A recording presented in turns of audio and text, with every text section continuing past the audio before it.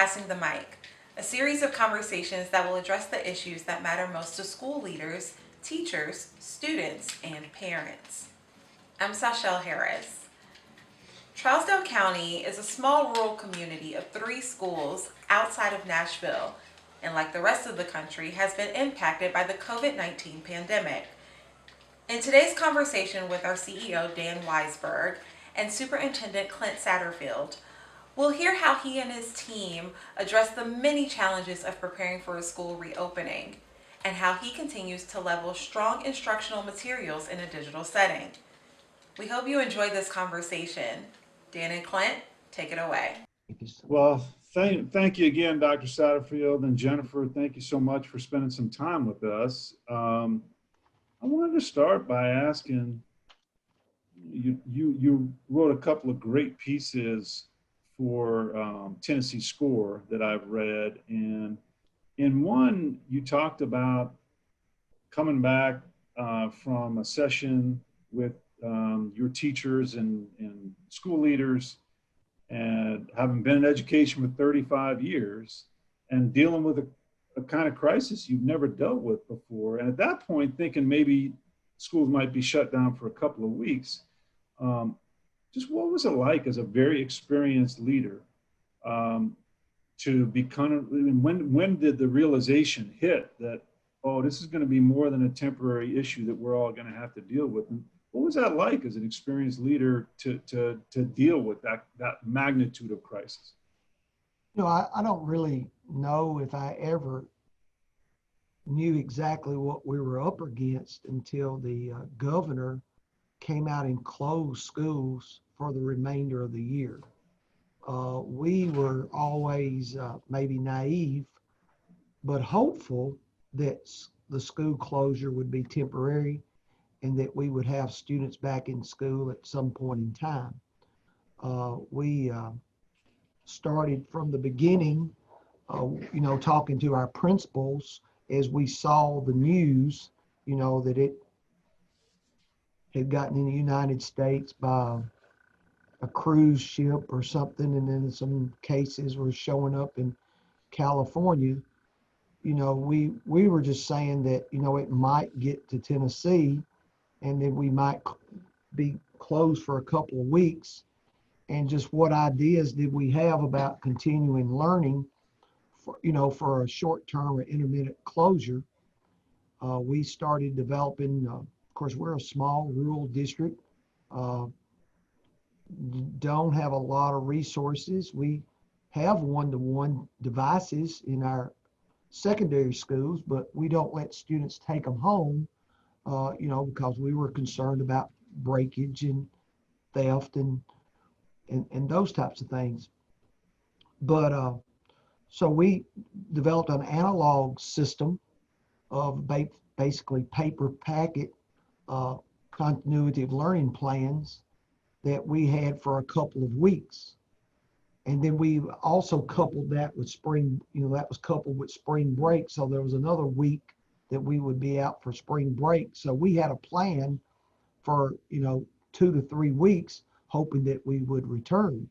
During that spring break time, or right prior to it, the governor closed schools. And then that found us, scratching or digging for, what to do next. And we spent a lot of our spring break with our principals and administrators, planning about next steps. And I thought we did a really good job, just focusing on the core subjects of ELA and math. And we wanted to, we're trying to find, we were really big on, and we still are, about student work products and analyzing student work products. And we were trying to always do an assignment where the family could submit a piece of student work, and they were taking pictures with their cell phones and sending that to teachers. I know that I started doing a weekly YouTube message. I don't really like doing those types of things, but the communications really got broken. So we tried to do weekly superintendent's YouTube message to let families know what we were doing. And we felt like we were closed for 7 weeks till the end of school. And we ran some surveys, and we felt like we had at least probably a little bit more than 50% of our students stay engaged with us throughout those entire 7 weeks. Now that engagement was really high in the beginning. It kind of waned at the end, but also the State Board of Education came out and said that, that their grades didn't count, and they, so they could only elevate their grades, but a student grade couldn't go back. We removed the summative teacher evaluations and those types of things. So we felt like some of that might have hurt engagement toward the end of the school year. But, the state has said that, this year you've got to have a continuous learning plan, and you've got to have a plan for the in-person piece and also the digital piece, for which we are still trying to get over that stigma a little bit with some families. They still think it was like it was in the spring, but we're progressing quite well with that. So Where I would don't you know if say? that answers your questions. No, it leads to so many follow-up questions. So where would you say, you say engagement was about 50%, which in the spring, which started out a little higher, waned a bit. Talked about the kind of lack of grades and testing might have depressed engagement some. Where do you think you are now, as at the start of the school year? I think we're probably 75 or 80% with our students are engaged. I do think that we have started some conversations, and we're not in the right space right now, but around grading and motivation. A lot of us are still stuck in the past, and that we think that grades motivate students. And I've seen a lot of research, as you have as well, that only about 50% of students care about their grades. And, so what we're trying to look at is about the quality of the task or the assignments that students are asked to do, that teachers don't bog students down with a lot of what we call busy work, or work that doesn't seem relevant or important to them. So we're trying to have fewer assignments with higher quality, and being sure that we can provide students with timely and high quality feedback. So I don't think necessarily it's around grades, but trying to break that mindset among everyone, teachers, parents, students, community. I think that's something that we're learning.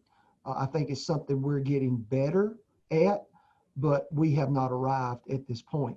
But I think the COVID-19 pandemic has certainly opened up that door about how we use technology and how we grade student work, and how it affects student engagement and motivation as well.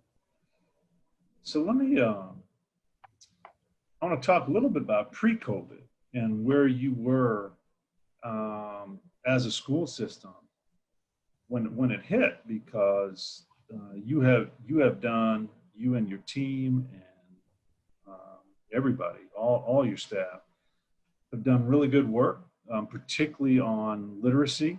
But you are an exemplary district according to the state. If you look at test scores, you're well above state averages, though you serve a lot of kids and families who are coming from difficult economic circumstances.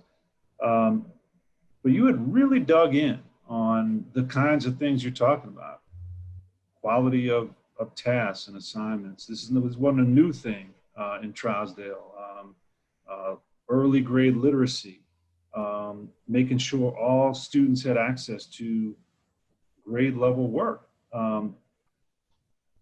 You talk a little bit in the pieces you've written about the temptation to kind of take your foot off the gas. And what you said, very clearly is, so for example, on curriculum, to trash a curriculum, kind of go back to something that was easier, to trash the work around rigor and go back to something easier.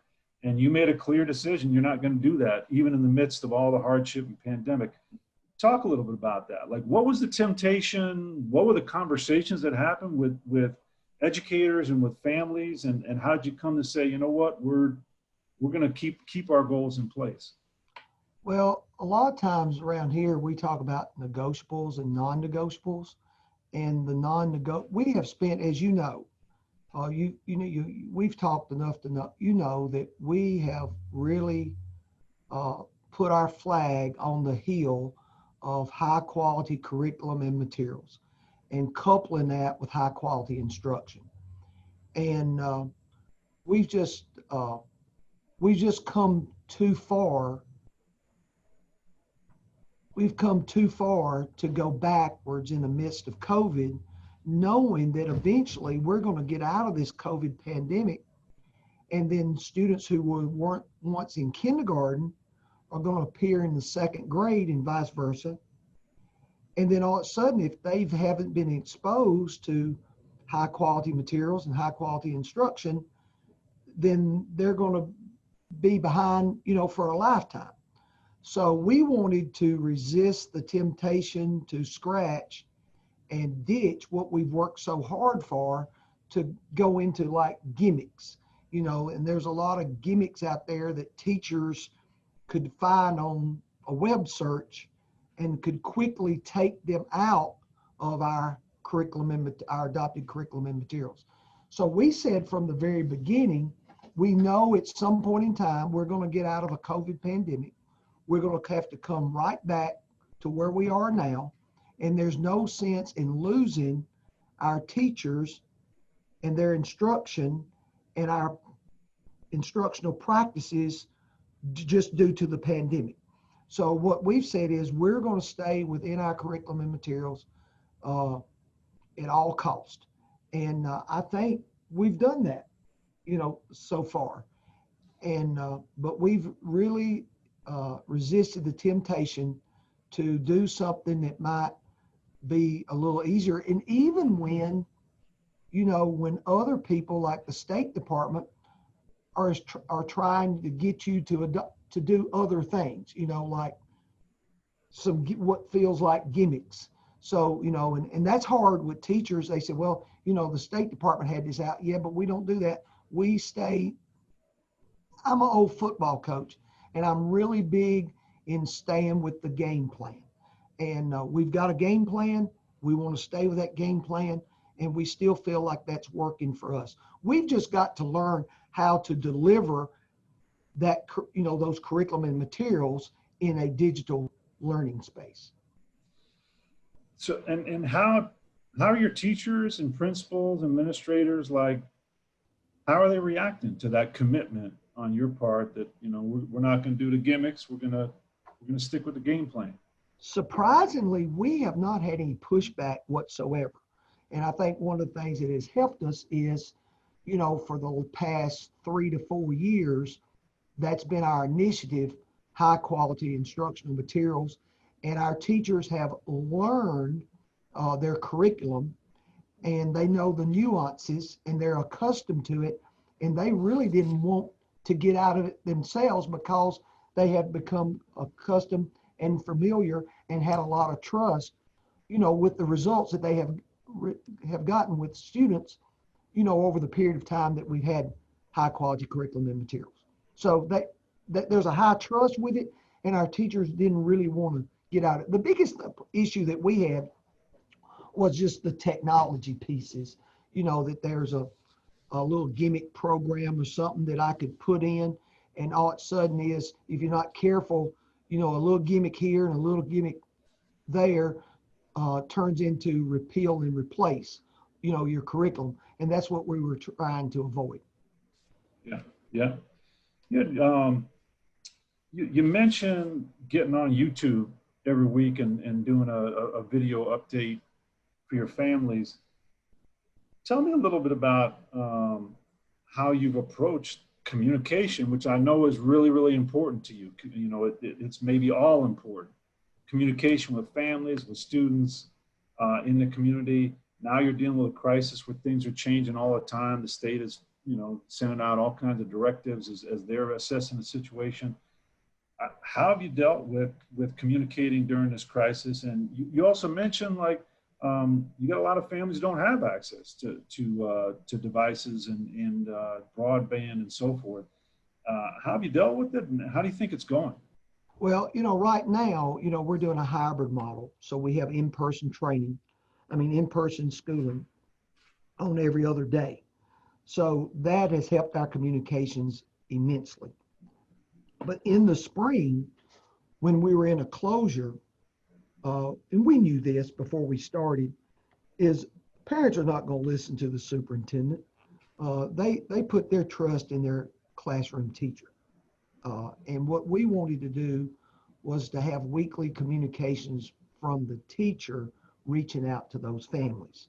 So what we tried to do from the district level was we tried to vet our communications about these are the things that we know and these are the things that are true, and being sure that we don't get caught up in the social media rumor mill. So we gave our teachers, you know, a weekly or bi-weekly email correspondence about these are the things that we know. And these are the things that we want you to communicate with families. And these are the buckets that we want you to stay out of, you know, don't engage in these things. And then we actually required our teachers to contact their families a minimum of one time per week. They logged those phone calls, and some teachers, contacted their families at least 4 times per week.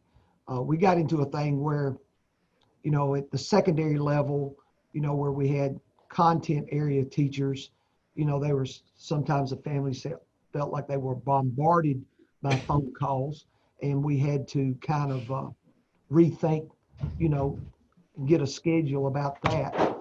But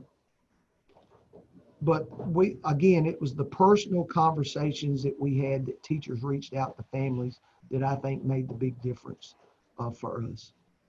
Getting bombarded is a good problem to have versus the opposite. Nobody's calling us at all.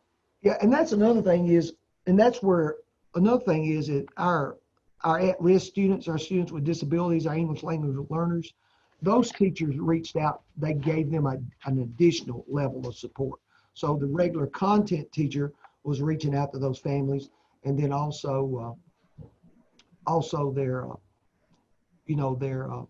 special ed and ESL teachers gave them an additional level of support. Another thing that I thought we did really well was that our food service department just did an amazing job, is because we started that conversation with our parents, not about the academics, but, you know, what do you need and how to get food.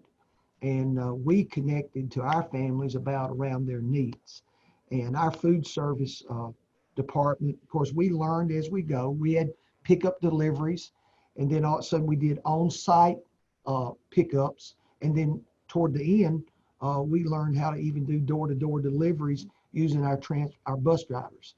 So we felt like we did a really good job getting the trust of our families, our communities around the food service piece. Yeah. So you mentioned you're doing a hybrid model, and I know that you are prioritizing as much in-person learning as you can. Talk about hybrid models. We're seeing so many variations. What does your hybrid model look like? Well, first of all, Dan, is we had to prioritize the health and safety of our staff and our students. And, you know, we started studying before school was out in May, you know, working with the Department of Health and the CDC and reading their guidance. And to us, there was only really 2 things that made a difference. And that is you had to put a social distance between people. And then when you couldn't, you had to wear a mask. Now you can do all the disinfecting stuff, and we tried to do all those things, but we had to separate our staff and students. We cannot do that by bringing students into school buildings in the traditional model that we're so accustomed to. So it was obvious that the first thing we did is went to our principals and said, hey, I want to know if you cut your enrollment in half, if we did an alternating schedule, what would those classrooms look like? And could you get all your furniture 6 foot apart? Well, when they came back to us and said, we can do that, I said, good. Then take half your furniture out of every room and move it to the gymnasium or the auditorium. And then let's come in there and look at those classrooms. But now all of our classrooms, our desks are a minimum of 6 foot apart. So that's huge when you start contact tracing. So if you have a confirmed case, all of them are more than 6 foot apart. So that keeps your school from closing. So the idea and look, we've taken a lot of pressure from the public. Everybody's has a different opinion on this. They're everywhere. But, some people are really pushing, every day, face-to-face, traditional, learning. And that was right about the time the White House, was pushing for that as well. And they're seeing a lot of that on the news. But the idea was, what we were trying to say from our district office was, and our school board agreed with it as well, is that, I'm kind of a conservative type guy. And to me, like a bird in the hand is worth 2 in the bush. And our thinking, it's not just my thinking, but our thinking was, if we could bring students back to school safely every other day, would that not be more beneficial to our students than to bring them back at 100% and then take the chance on infecting staff and students and being plagued by short-term, long-term, or intermittent closures through the course of the year, and our families did not know when they would come. So at least they have a schedule and they know that they're coming on Mondays, Thursdays, Tuesdays, Fridays, Wednesdays. They have a schedule. But if we tried to go 100% and then we're plagued by short-term, intermittent, long-term closures, then there is not a schedule. And then our families would be even stressed more about making arrangements in childcare. So the hybrid schedule it's not perfect. We're not saying that. We believe that in-person learning is obviously the best, but when we can't, I'd rather have part of that than none of it, or that schedule would be so unpredictable. We couldn't plan for learning, and parents couldn't plan for childcare and those types of things. So far it's worked really well. Daniel, the biggest thing and this is what we try to tell our parents is, and they'll say, like, the infection rate is really low with students. And I'm going, I won't deny that.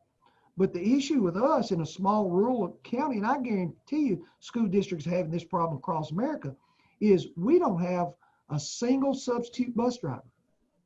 We don't have a single substitute food service employee. We are a school district of 1,300 students, but we have 6 substitute teachers. A lot of people are not wanting to come back in this environment. So it's not the student illnesses that will close us, it's the staff.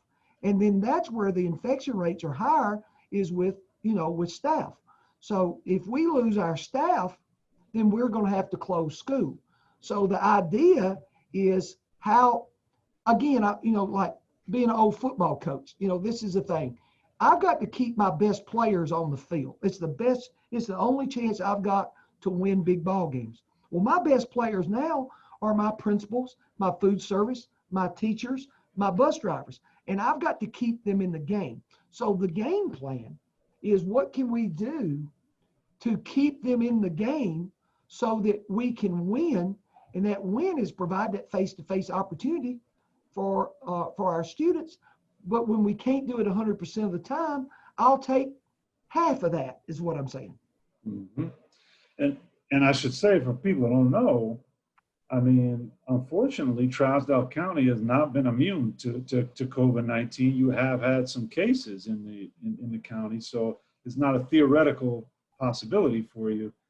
This is a real risk. Let me ask you, back to the hybrid model. You're doing some interesting things on Wednesdays with staff and students. Can you talk a little bit about, so kids are going to school 2 days a week, but then you're offering the opportunity for at least some of them to come in a third day a week. Can you talk a little bit about that? Yeah, the genesis of that came from that we're asking our teachers to teach both in an in-person and a digital or remote environment for which they have like little to no experience whatsoever. And it's tough. And so we wanted to be sure that our families had a regular schedule. We discussed all these things like students coming on Monday, Wednesday, and Friday one week, Tuesday and Thursday another one, and alternate. But we didn't feel like that was good for family work schedules. They couldn't arrange for childcare. So we wanted a definite days for which they would be in school. Well, there's an odd man out, on 5 days a week. So what we decided to do, and also as our teachers in Tennessee have what they call a duty-free lunch for that, that they do not supervise students. And one of the things the CDC was talking about was eating lunch in their classrooms and don't put students in large communal spaces. So we were asking our students to supervise student lunchtime in their own classroom. And, that all of a sudden, that might have a little angst to it, so to speak.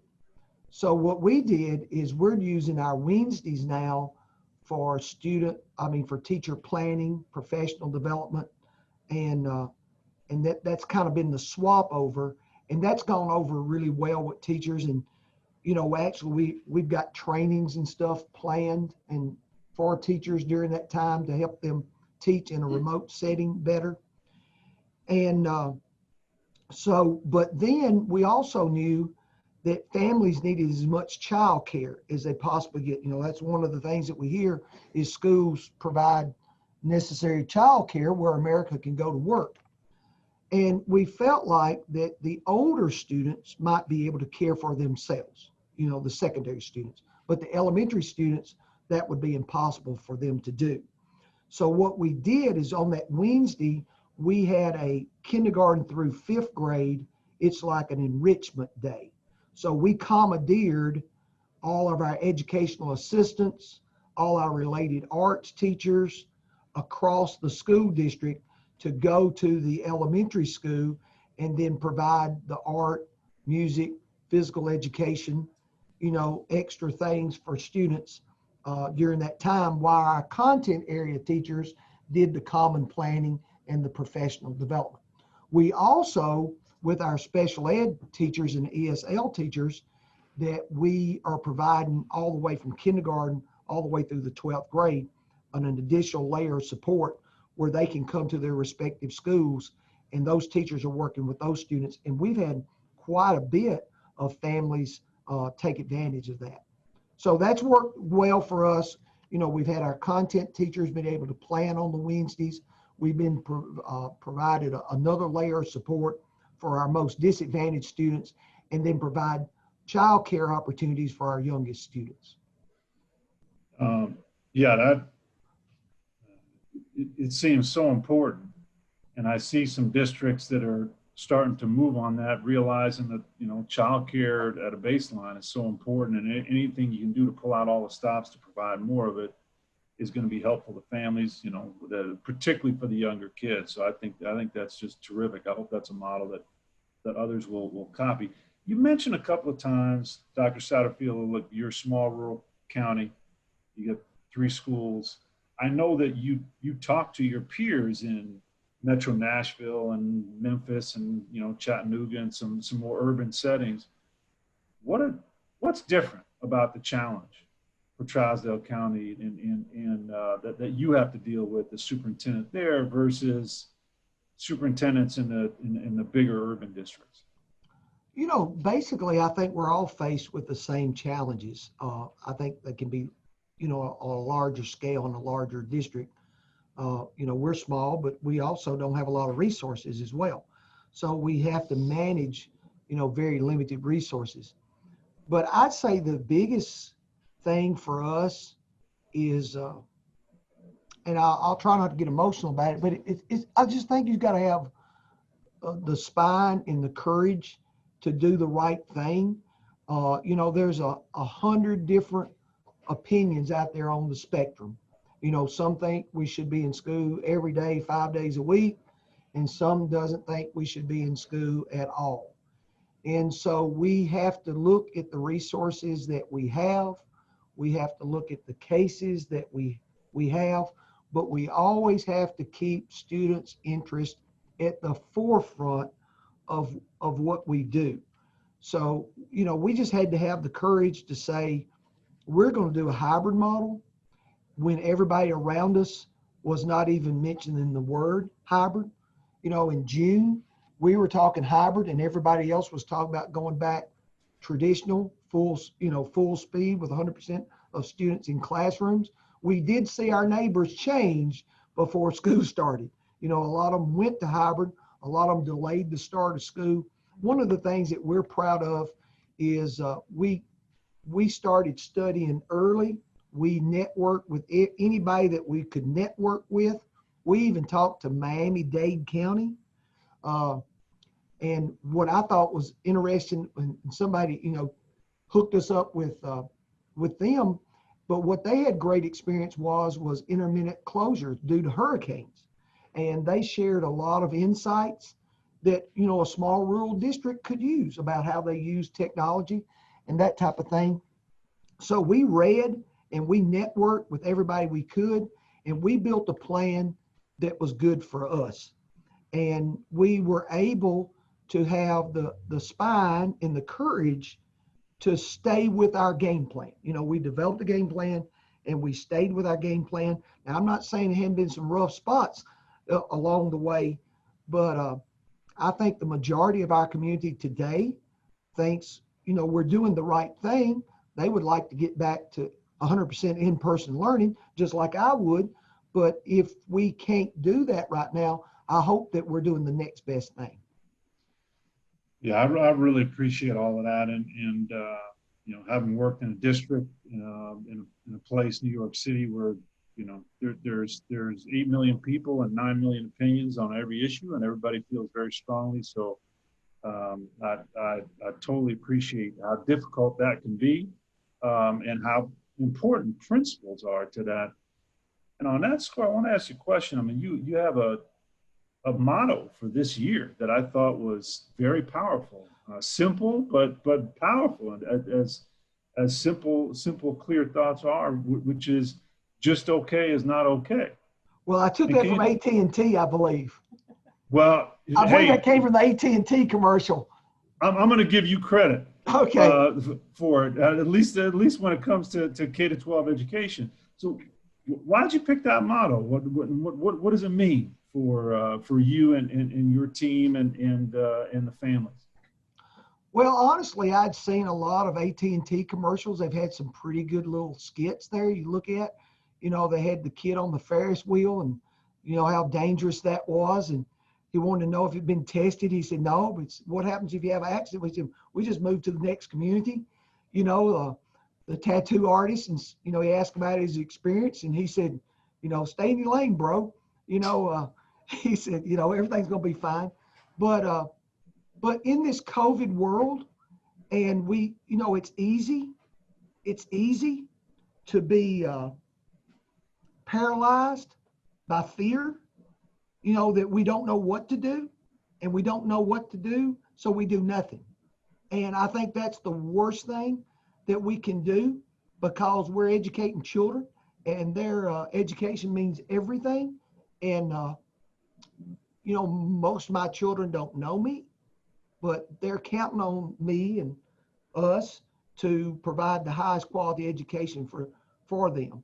And I just wanted to be sure that we were not paralyzed by fear, that actually we had enough courage to try. And if it doesn't work, that's okay. Then we'll scrap it and we'll figure out that's not the way to approach that problem. But we've always around here wanted to have a growth mindset. And I think there's some things from the COVID pandemic that we're going to learn. I know we're learning how to use technology more efficiently and a lot better. And I know, we've gone, we had one-to-one devices for students, but we didn't let them go home. Well, we quickly learned that they needed them. So we had Chromebook pickup days and had multiple Chrome pickup days. We started training our teachers. We've been doing Google Classroom with our teachers for 4 or 5 years, but we've never made it mandatory. And some teachers are really good with it. And some teachers don't even know where to start. So what we did is we started Google Classroom trainings in the spring while we were closed, using that time for professional development, and then throughout the whole summer. And now all of our teachers know how to use Google Classroom. Now, some of them are better than others, but we are ever progressing forward. But there's a lot of things. And see, now is when we get back to regular school in Tennessee, we have what they call snow days, so it snows, roads a little icy, can't run buses, schools closed down. I foresee in the future, there'll be no more snow days. So all of a sudden is our kids are having a one-to-one device and they're doing everything electronically. So if we close school for one day for snow, then at 8 o'clock the next morning, they get on with their teacher and learning continues. So I think there's going to be a lot of good things that's going to come from the pandemic that we're going to learn as we go along. Well, yeah, and I want to ask you about the technology. You said earlier, you all take the same approach that I think almost all districts do around. You have one-to-one devices, at least for your secondary level kids, but they keep them locked up in the school so you avoid breakage and theft and all that. Well, see, as a superintendent, I'm scared, that they're going to sprout legs and disappear, and they're going to break, and then that's going to be a budgetary thing. Right. And so consequently, the conservative budgetary superintendent, wants to stretch our dollars as far as I can. But I found out that we did Chrome pickups and we got them back, and I think that we only lost one Chromebook out of about 1,000 students. So we learned that students and families could be a lot more responsible with one-to-one devices than I ever imagined. I'm sorry to interrupt you, but that's exactly where I was going, about something, maybe something that you were willing to try that maybe is going to affect your policy going forward after COVID. Well, they say that necessity is the mother of invention, and we have learned a lot out of necessity, and that's been a bright side to the pandemic. Yeah. So I can't get through an interview of you without asking a question about football. You mentioned a couple of times you're a football coach, but of course you're being too modest. You're a great football coach. I believe you're in the State Hall of Fame. So, it's an honor for me to even be able to ask you a question about this. But, I've done nowhere near the coaching you have, but doing enough youth sports coaching, I know that the adversity is real. Every season there's going to be adversity. Young person's going to get injured, or you're going to, get creamed in a big game, or something's going to happen, or there's going to be conflict. Is there an incident or incidents of adversity that you faced when you were coaching football that is coming to mind a lot now when you're dealing with the crisis that exists today?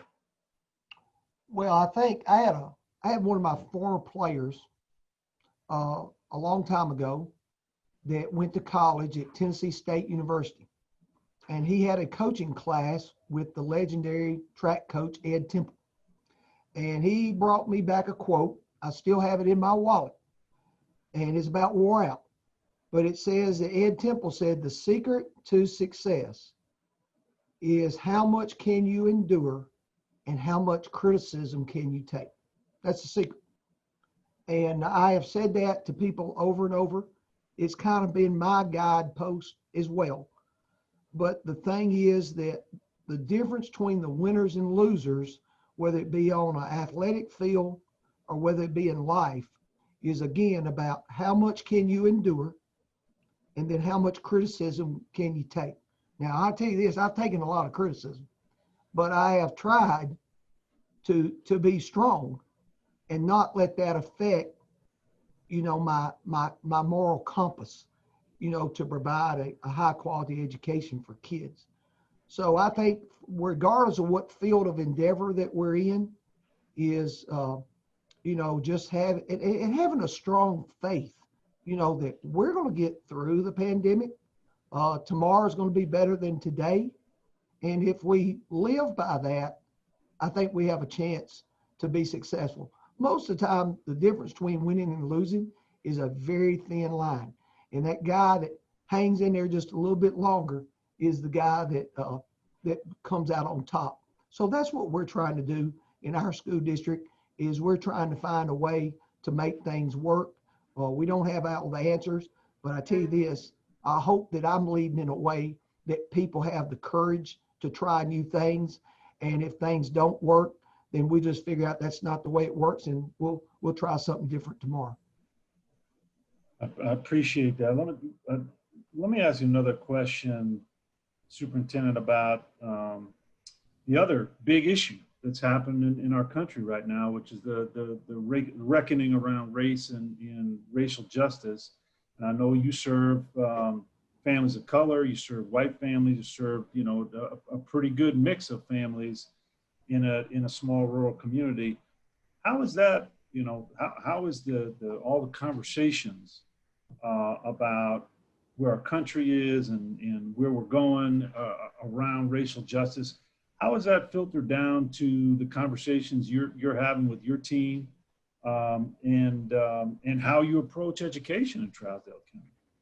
We have in our school district, our vision, mission, belief statement is accelerating, graduating all students for the careers of tomorrow. And we was talking about football and athletics. I just don't think there is a better petri dish for race relationships than the ones that I've learned in football. Out there, it doesn't matter what your socioeconomic background was or the color of your skin, that you played based on your performance. And I found out that through my years, I never really saw color on the football field, but I did see performance. I think Martin Luther King talks about, looking for the day where we judge a man by the content of his character, not by the color of his skin. And we've been really fortunate in our community. We're about 20% minority, but we have for years worked together, and but all means all in Trousdale County. And I think we're just in a better place than maybe some other communities on that. Not to say that some things don't pop up from time to time, but we try to judge people by the content of their character, not the color of their skin. Yeah, appreciate that. Let me, we don't have too much time left, but I want to nerd out for a little bit about academics and ask you a couple of questions about how you approach. And again, you invested very heavily in your school, particularly in the elementary school, in K-2, making sure kids in literacy not just become readers, but become really strong readers. That's something you've invested a lot in and had some incredible success. How is that playing out now? How are you making sure your K-2 students are getting the same, synchronous in-person experiences that are going to allow them to continue to really progress on literacy? That's been a really tough nut for us to crack. One of the things that Principal Badrew has done, and she's done an excellent job with this, is we know how important those foundational reading skills are at the early grades. And we wanted to be sure that students stayed on pace with the development of those foundational reading skills. And I think something that she's done really well is she's prioritized her instruction. Excuse me. But what she's done is they teach 2 foundational reading skills per day, lessons per day. They teach 1 in the morning and 1 in the afternoon. Now that means they might have to take some things off the plate, some things that they normally do during the school year. But they also are, so they're really concentrating in those early grades, setting those instructional priorities around reading and around math skills. And she's doing 2 reading lessons per day. So theoretically, that our students are not getting behind in that in-person, face-to-face foundational reading skills instruction. And I think right now that's the best thing that we can do. But that's another benefit of the hybrid model over a complete 100% virtual model. And then also, the wearing of a mask is, like CDC and the Department of Health, what we're saying is if you're 6 foot or more apart, you don't have to wear a mask. And I think it's really hard to teach foundational skills when the teacher is wearing a mask and students can't see the formation of those letter sounds. So that, if we was back full speed, back 100% traditional, then everybody'd be wearing a mask. And I think that would make teaching foundational reading skills even more difficult. So that's been an advantage of the hybrid model for us too, and then teaching those 2 lessons per day. And you've been doing something really interesting. Kind of a flipped classroom type model where you have, so when kids are at home, the 2 days that they're at home, they're watching lessons that your teachers have taped with new material. And then when they get in the classroom, which, as you said, you've got kids, half the kids that are typical, your teachers are able in person to give a lot more personalized support on that new material. How's that going? What have you learned from that? Well, we've got some teachers doing a better job than others, but we've got it working really well in some places, and teachers are making their own videos. And that's why that Wednesday is so important. They're making a whole week's worth of videos, and then they're putting it in their Google Classroom. And then we just had a student panel this week, had some students, and they really praised those videos because they could stop them, they could pause them, they could rewind, they could go back to them on demand. And our teachers are spending a lot of time making those videos, but we found that to be really important. But on the flipped classroom aspect is that we are preloading and we're watching the instructional video before we go to the in-person day. And so then the students, they watch their video and they do their pre-assignment. And then when they come to the classroom, that in-person day, it's more of a support, acceleration, and meeting students with their needs. It's more like a laboratory. And we have found that some teachers are doing that really, really well. We hope that can catch on with more teachers, because what it seems to me, the other side of that is that in the in-person day, the teacher's teaching like they normally have had. And then they're maybe giving the student they're loading them up with a lot of busy work.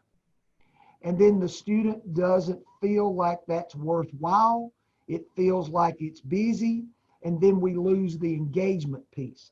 See, if we can engage the student with the video on the Learn from Home digital day, and then support them in the face-to-face day, then we've got the student engaged for the duration, no matter where that learning space is.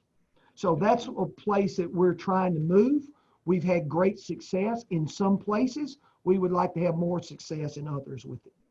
But it takes a while, to change the culture of how we do things. So I just got time for probably one more question. I was really fascinated that in your piece you quoted Superintendent Ramsey from Putnam around assessment. We'll assess before we assume. And Superintendent McClellan from Sullivan saying we'll be surgeons instead of general practitioners. And I would just love to have you weigh in.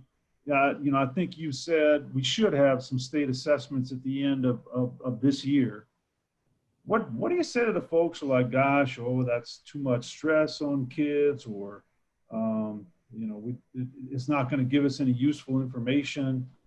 But I thought it was very interesting that you said, no, we're gonna assess before we assume. What were you trying to get across there? Well, that statement is, let's don't assume that when we come back at the beginning of the year that there's been substantial learning loss. Now, we know that there's going to be some learning loss, but I've also heard from superintendents across the state of Tennessee that all of us has said that learning loss was not what we anticipated it to be. So if we assume a great deal of learning loss, and then we come back to school in the first month, we're reteaching the prior year's content, then that student is getting another month behind in their present grade. So that only exacerbates the learning loss issue. So the idea is let's get our students back in school, and then let's assess them, but let's don't assume how far they are behind before we start making diagnosis and prescription. And then what the superintendent from Sullivan County was saying is that now we have to be strategic with the interventions that we provide students. For example, penicillin is a good drug, but it might not cure all ailments, is what I'm saying. So just generally prescribing one intervention for all students is educational malpractice. So the thing that we've asked our teachers is to assess the students before you assume where they are. And then we want our assessments to be summative assessments that are in the classroom and that are within curriculum assessments, so they can find out the skills and the deficits that students are missing, and then try to intervene in the moment in the tier 1 instruction, as opposed to pulling them out of tier 1 instruction and they're missing tier 1 instruction while they're hitting a skill deficit in another area. So it's a little slippery slope, but getting back to the athletic analogy is, if I have an athlete who's behind in a skill, I don't take them off the field and send them to another field, but I give them extra time and extra practice during the day, during the practice that they're working with us. So it's the same thing. Yeah, and I so appreciate that, because we also know from an equity standpoint, if we do assume, what we're going to assume is probably going to be different for kids from low-income families, for kids from kids of color, from kids with disabilities, than we're going to assume for their peers. So I really appreciated you saying, no, we're not going to assume. We're actually going to see where kids are, and we're going to give them what they need based on what we find out. Well, I could talk to you just about football for another 3 hours, but you've got some schools to run there, and I don't want to interfere anymore. Dr. Satterfield, I appreciate so much your partnership. You've given us so much time today. I appreciate all you're doing, your leadership there. I think people are going to be really, really excited to hear the story of how you have confronted a really, really challenging crisis in the community. And I appreciate your modesty, and I think it's well placed that you haven't figured everything out, but you're doing what's in the best interest of kids and learning as you go and getting better every day. And I think that's such an important message. Well, Dan, thank you. And thank you for your work. We are TNT and Daniel Weisberg disciples here. We read all your work. We try to put it into practice, and it is very seldom led us wrong. So thank you for your work. Thank you for what you do for schools. We appreciate you as well. Thank you for joining us for Passing the Mic. We encourage you to keep the conversation going and share your thoughts with us on social media using the hashtag #PassingTheMic_TNTP. We look forward to connecting with you during our next conversation. Until then, stay safe.